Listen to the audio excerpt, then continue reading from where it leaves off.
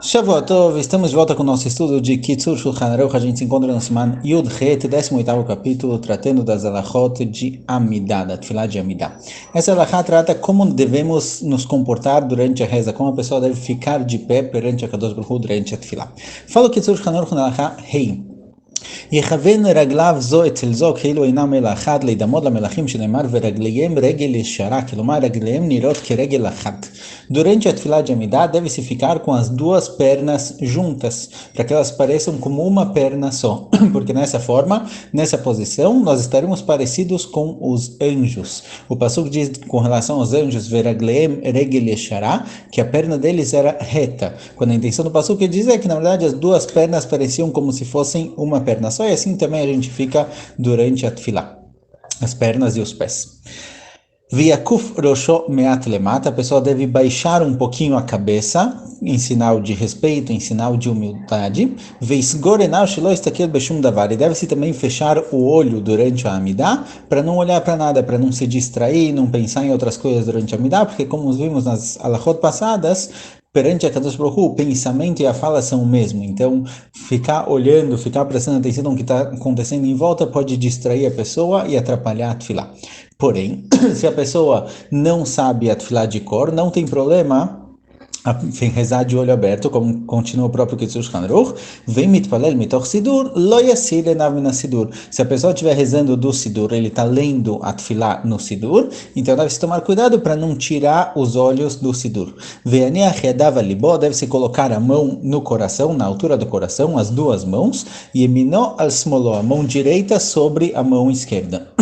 Como vimos lá atrás, no começo, que a direita ela sempre tem preferência em várias e várias alachot judaicas, porque o lado direito do corpo ele representa, ele é conectado com o lado de chesed, de bondade do mundo, o lado esquerdo é comparado com o lado de din, com o lado de severidade. Então, durante a Tfilah, nós colocamos as mãos na altura do coração, a mão direita sobre a mão esquerda, meio que representando isso, pedindo e de certa forma rezando já, para que o chesed da bondade seja mais forte que a severidade.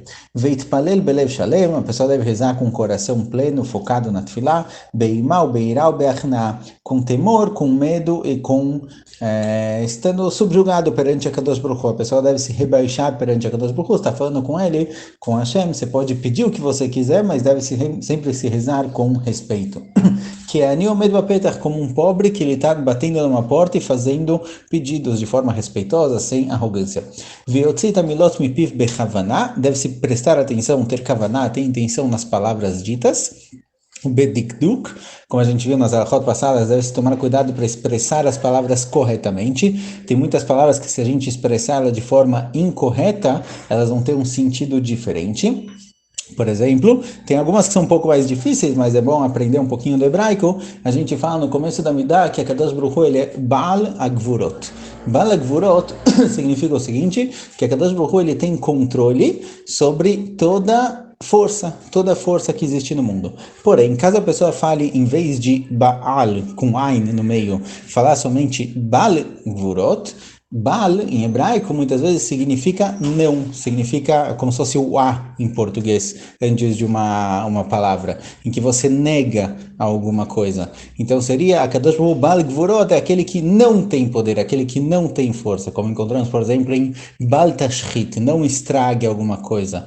Bal Teshaketsu, várias e várias alachot que a gente costuma pronunciar justamente essa palavra. Então, o modo como a pessoa pronuncia a palavra em hebraico muitas vezes pode mudar completamente o sentido da palavra. Então, deve se esforçar ao máximo, obviamente. A Kadosh Baruch Hu conhece o ser humano, sabe que muitas vezes ele tem suas limitações, seja no hebraico, seja na pronúncia.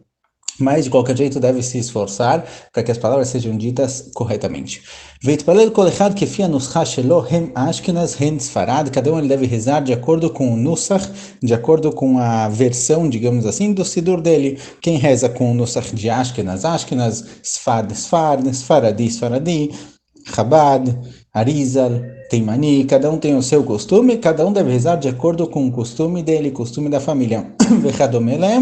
Vechadome, kulam isodotam be'arerei kodesh. Todos os costumes, eles têm uma fonte.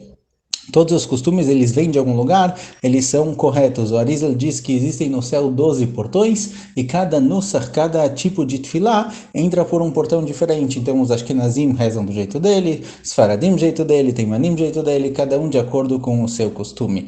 E, aval, Ali arev teivot minuscha lenuscha, que kol nuscha tevotem meniot esforot, al pi sodot dolim, vem leosif ou ligroa. Porém, deve-se tomar cuidado para não misturar as palavras, não misturar tefilot. Então, às vezes, tem pessoas que querem fazer uma união, então vamos pegar um Sidur Ashkenazi, um Sidur Sfaradi, vamos misturar os dois, parte desse, parte daquele, a gente cria algo unificado, quando na verdade, muito possivelmente, a pessoa está estragando a tefilá. Cada um ele tem o seu jeito, cada um tem a sua tefilá, cada um tem as suas fontes, cada um deve rezar de acordo com o seu sidur. Isso de unificar o sidur, misturar tefilot diferentes, pegar parte de um, parte de outro, muitas vezes você pode estar estragando, porque as palavras no sidur, elas foram escritas por Anshei Knesset Agdolá, a grande assembleia, logo no começo do segundo Bet HaMikdash, 120 Chachamim, 120 sábios, entre eles vários profetas, e as tefilot foram escritas como se devem, palavra por palavra. E se o costume Ashkenazi e o costume Sfaradi mudou em algum momento, não é simplesmente que copiaram errado, erraram a cópia do Sidur e acabou mudando, e sim, grandes Chachamim, grandes Mekubalim acabaram mudando o que eles acharam ser necessário. Mas a gente não pode misturar. Então, se a gente pegar, por exemplo, na hora que se abre o Aron HaKodesh, tem uma tefilá especial que se costuma fazer. Tem uma tefilá que se faz na hora que se abre o Aron HaKodesh. E essa tefilá, ela tem 133 palavras. 133 palavras foi escrito dessa forma porque esse é um número especial de acordo com a Kabbalah. Então, se a gente tentar mudar, tentar acrescentar coisas aqui e ali, você pode acabar, na verdade, atrapalhando e estragando a tefilá. Então, cada um deve rezar de acordo com o seu sidur, sem aumentar nem diminuir palavras. Alachá Vav. Izaer להתפלל בלחש, רק שהוא בעצמו ישמע מה שהוא אומר, וחברו שבסמוך לו לא ישמע קולו, כמו שנאמר בחנה, רק שפתיה נאות וקולה לא יישמע. Durante a tefilá de Amidah também é chamada de tefilat lachash, que ela é feita num sussurro, deve se falar baixo. A pessoa deve falar num tom de voz em que ele próprio ouve o que ele está falando. É importante a pessoa própria ouvir, mesmo que caso você não ouça, a tefilá ainda está valendo, a tefilá ainda está. A tefilá valeu, com a condição que você pronunciou realmente as palavras, não só movimentou os lábios, tem que pronunciar, mas o ideal é que você mesmo ouça as palavras e quem está do seu lado não consiga ouvir, para não atrapalhar a pessoa. Então esse tem que ser o tom de voz no qual a tefilá tem que ser feita, porque muitas e muitas alachot são aprendidas da tefilá de Haná. Haná, logo no começo de Sefer Shmuel, aparece uma tefilá especial de uma mulher chamada Haná, ela é a mãe de Shmuel HaNavi, dos maiores profetas que a gente teve.